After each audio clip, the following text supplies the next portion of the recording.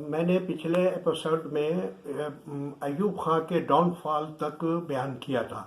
आज मैं अयूब खां के डाउनफॉल के बाद की कहानी बयान करूंगा। अयूब खां के डाउनफॉल के बाद याह्या खां का मार्शल्लाह आया, जिसमें याह्या खां को बड़ा प्रेशर पड़ा और उसने इलेक्शन करवाया, जिस इलेक्शन के नतीजे में साबका मशरक़ी पाकिस्तान से शेख मुजीबुर रहमान की अवामी लीग भारी अक्सरियत से जीत गई। सिर्फ सिलहट से एक सीट उसकी निकली, जबकि मगरबी पाकिस्तान से मिस्टर भुट्टो कामयाब हुए। इसके नतीजे में जब याह्या खान ने दूसरे दारुल खिलाफा ढाका में असम्बली का इजलास बुलाया, तो भुट्टो ने उसका बाइकाट किया और कहा कि जो वहाँ जाएगा तो वन साइडेड टिकट लेके जाए। जिसके बाद याह्या खान ने असम्बली का इजलास मुलतवी किया।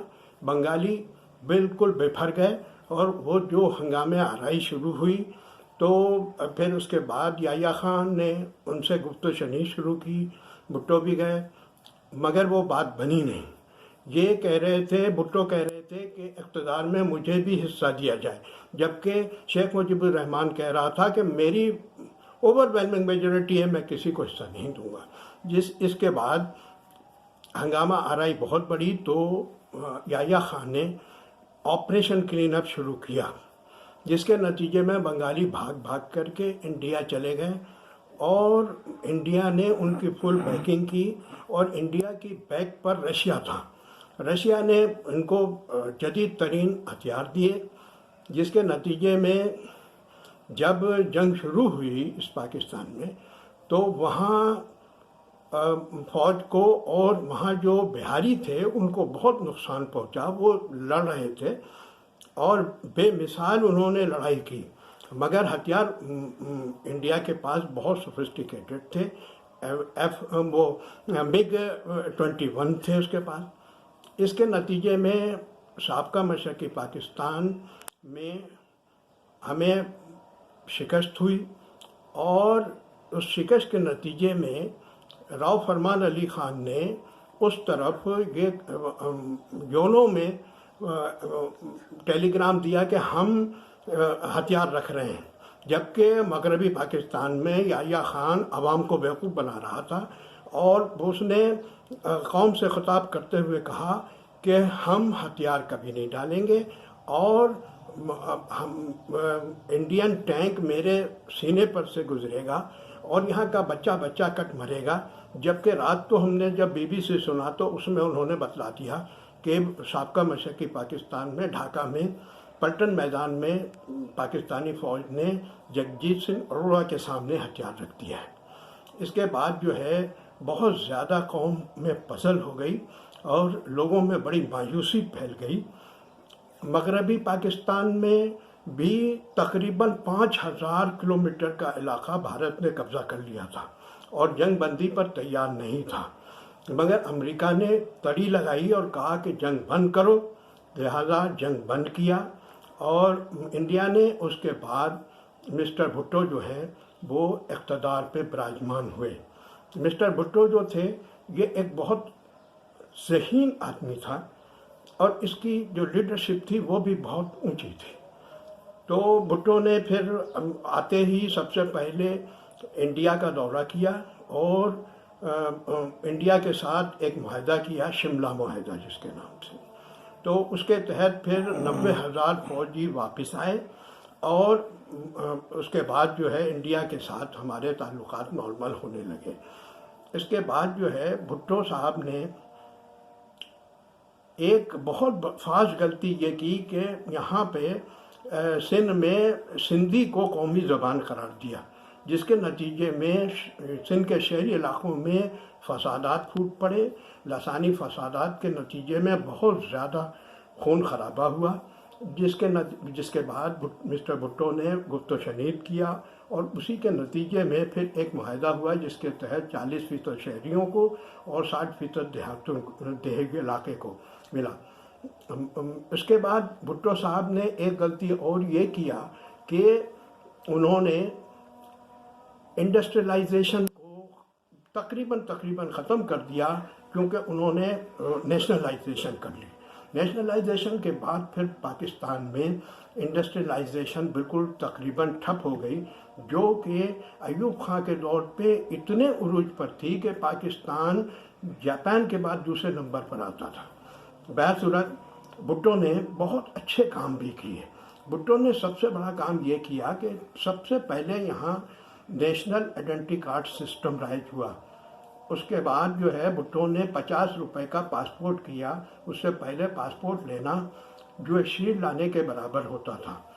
मिस्टर भुट्टो ने अरबों के साथ दोस्ती की और उसके नतीजे में लाखों लोग यहाँ से गए और उनको रोजगार मिला और बड़ा खुशहाली मुल्क में आ गई।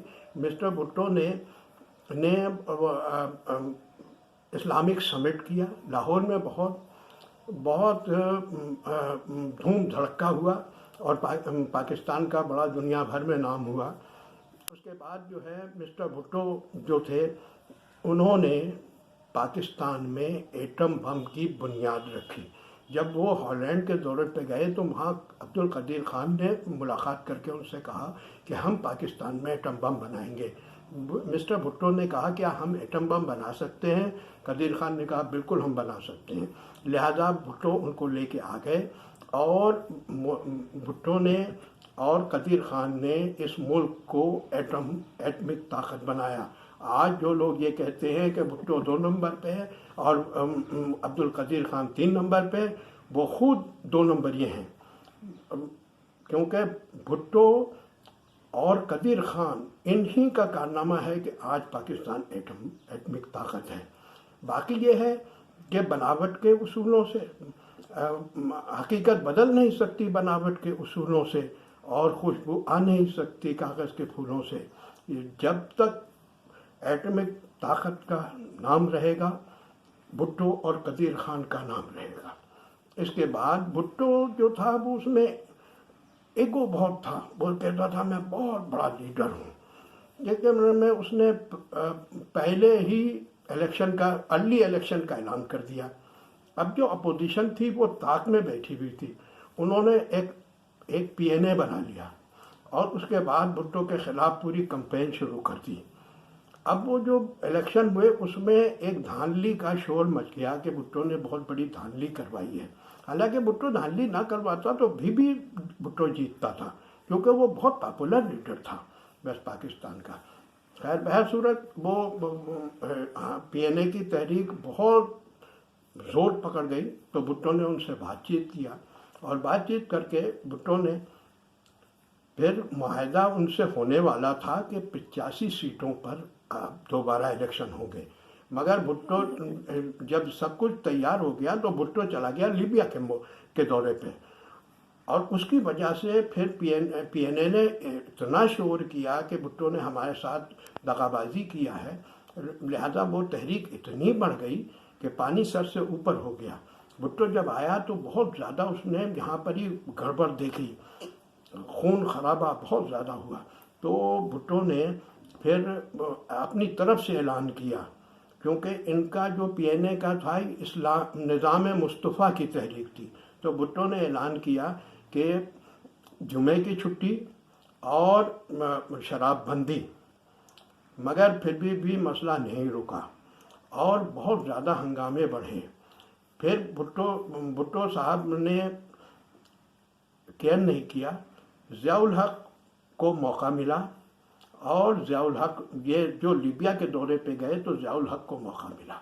ये तहरीक बहुत ज़्यादा बढ़ गई तो ज़ियाउल हक ने उनकी हुकूमत का तख्ता उलट दिया। अब जब हुकूमत का तख्ता उल्टा तो मिस्टर भुट्टो जो थे वो बेबस हो गए और उनके ऊपर एक मर्डर का केस बनाया कि इनके हुक्म से ये मर्डर हुआ मियाँ अहमद अली कसूरी का, जो नवाब कसूर थे। तो वो पीपल्स पार्टी में ही थे। तो जब वो शोर हुआ तो फिर उसके बाद जो है ज़ियाउल हक ने को लोगों ने समझाया, ये सियासतदान जो रखते सियासतदान हैं, इन्होंने जाके सिखाया कि देखो कब्र एक है और मुर्दे 2 हैं। तो ज़ियाउल हक को बोला कि इसको साफ करवा दो, लिहाजा ज़ियाउल हक ने भाई उरुक और भाई कुरुक भुट्टो के ख़िलाफ़ मुकदमा जो है वो चलवाया और इनको फांसी की सज़ा दिलवा दी।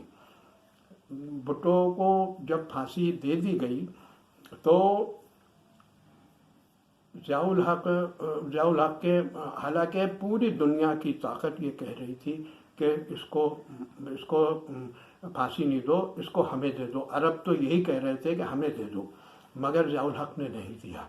अच्छा, भुट्टो जो था बड़ा ज़हीन आदमी था और उसने पाकिस्तान के लिए काम भी बहुत अच्छे किए। ये नहीं है कि भुट्टो ने वो किया, मगर भुट्टो पर 2-3 इल्ज़ामात लगे। जो एक तो पाकिस्तान तोड़ने का था कि उसने पोलैंड की करारदाद फाड़ दी। हालांकि पोलैंड की करारदाद न फाड़ता तो जंग बंदी हो जाती और कोई रास्ता निकलता।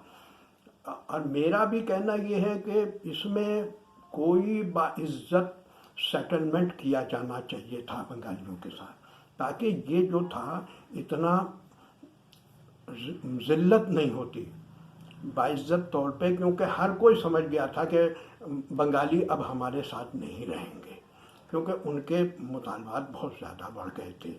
तो और हम उनको हुकूमत देने के लिए तैयार नहीं थे, साफ और वाज़ेह बात है, क्योंकि हम ये कहते थे कि अगर बंगालियों को हुकूमत दे दी तो हमारा क्या हो बनेगा। लिहाजा वो जो था, जब इस पाकिस्तान अलग हो गया तो फिर भुट्टो ने इस मुल्क के लिए काफ़ी काम किया और इस मुल्क को दोबारा अपने पैर पे खड़ा किया। जब ये जंग बंद हुई थी, लोग इस कदर पजल थे, इस कदर मायूस थे, मगर भुट्टो ने फिर कौम को, मुल्क को रिवाइवल किया और उससे जो था इसको इकोनॉमिकल भी, क्योंकि अरबों से के बड़ी इमदाद आ रही थी और लोग जा रहे थे, अरबों डॉलर आ रहा था अरबों की तरफ से, तो उससे पता नहीं लगा। जब भुट्टो को फांसी दे दी गई तो एक खला पैदा हुआ भुट्टो ख़ानदान में। बेनज़ीर की शादी ज़रदारी से की गई। हालांकि अगर भुट्टो ज़िंदा होता तो ये ज़रदारी भुट्टो के घर के सामने से नहीं गुजर सकता था, इसकी वो फेंटी लगवा देता भुट्टो के, इसका दिमाग दुरुस्त हो जाता, क्योंकि इनके बाप को उसने वली खां के साथ गद्दारी के मुकदमे में अंदर करवाया था। ये इस मुल्क में तो किसी गद्दार को सज़ा हुई नहीं, किसी चोर डकैत को सज़ा हुई नहीं। इस वजह से इस मुल्क में गद्दारों और बदमाशों की तादाद इस कदर बढ़ गई है कि आज तो मुल्क के सर्वाइवल का मसला आ गया है। लिहाजा जब ज़ियाउल हक ने भुट्टो मुखालफत में ये वली खां वग़ैरह को रिहा कर दिया, हालांकि इन्होंने गद्दारी की थी, इससे कोई ढकी छुपी बात नहीं है, पाकिस्तान की मुखालफत की थी। बहरसूरत भुट्टो को फांसी दी गई तो ये ज़रदारी जो है उनके घर में घुस बैठिया बन गया, घुस बैठिया है ये। इसका भुट्टो ख़ानदान से कोई ताल्लुक़ नहीं है। भुट्टो अगर होता तो बखुदा ये उसके घर के सामने से नहीं गुजर सकता था। ये इनका और भुट्टो का कोई मुकाबला ही नहीं है। बहरसूरत ये जब शादी का हुआ तो एहतरामुल हक थानवी साहब ने, जो पीपल्स पार्टी के थे, और उन्होंने भुट्टो के कत्ल, उस पर फांसी पर, कराची की मेमन मस्जिद पर, वो वाहिद शख्स था जिसने मुजाहरा किया था भुट्टो की सजाए मौत के ख़िलाफ़। उसको मारा पीटा भी गया था। उसने कहा कि ये जो शादी है ये मखमल में टाट का पेवंद है, और वो साबित हुआ कि ये वाकई में मखमल में टाट का पेवंद है, क्योंकि इसने जो कुछ किया है भुट्टो ख़ानदान का बेड़ा गर्क कर दिया है, उनकी नेक नामी को मलिया मेट कर दिया है इस शख्स ने। बहरसूरत अब जो हालात हैं उसमें मैं अगले सेशन में ज़ियाउल हक की हरकत का तज़किरा करूँगा।